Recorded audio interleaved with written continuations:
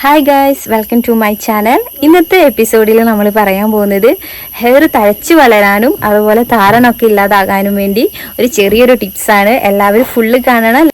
നിങ്ങൾക്കിത് ഇഷ്ടമാകുകയാണെങ്കിൽ, നിങ്ങൾക്ക് ഉപകാരപ്പെടുന്നുണ്ടെങ്കിൽ നിങ്ങളുടെ ഫ്രണ്ട്സിനൊക്കെ അയച്ചു കൊടുക്കണം, ലൈക്ക് ചെയ്യണം.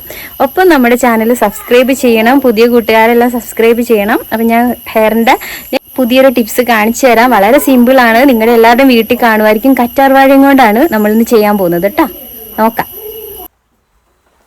ഇതാണ് കേട്ടോ ഗൈസ് നമ്മുടെ വീട്ടിലെ കറ്റാർ വാഴ.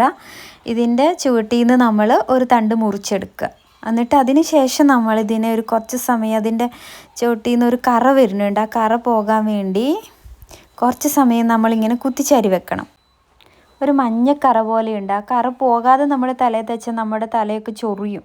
അപ്പം നമ്മൾ എന്ത് ചെയ്യണം, ആദ്യം നമ്മളിതിങ്ങനെ കുറച്ച് നേരം ഇങ്ങനെ ഈ മഞ്ഞക്കറ പോകാൻ വേണ്ടി കുത്തിച്ചരി വെച്ചിട്ട് അതിന് ശേഷം ഒരു അരമണിക്കൂർ കഴിഞ്ഞിട്ട് അതിനെ ക്ലീൻ ചെയ്ത് അത് നല്ല വൃത്തിയാക്കിയിട്ട് പീസാക്കി നമുക്ക് എടുക്കണം. എന്നിട്ടാണ് നമ്മൾ നമ്മുടെ തലയിൽ, തലമുടിയിലും സ്കാൽപ്പിലൊക്കെ നമ്മൾ അപ്ലൈ ചെയ്യേണ്ടത്. ഞാൻ കാണിച്ചു തരാം എങ്ങനെ അപ്ലൈ ചെയ്യേണ്ടതെന്നും എങ്ങനെ നമ്മൾ വൃത്തിയാക്കി എടുക്കേണ്ടതെന്നൊക്കെ കേട്ടോ.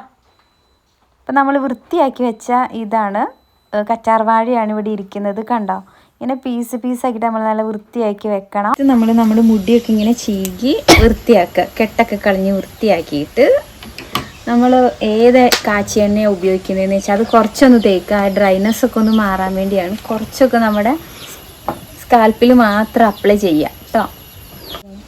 അതിനുശേഷം നമ്മളിങ്ങനെ ക്ലീൻ ചെയ്ത് വെച്ച കറ്റാർ വാഴയുണ്ട്. അതിൻ്റെ ജെല്ലി പാർട്സാക്കി ഇങ്ങനെ വെച്ചിട്ടുണ്ട്.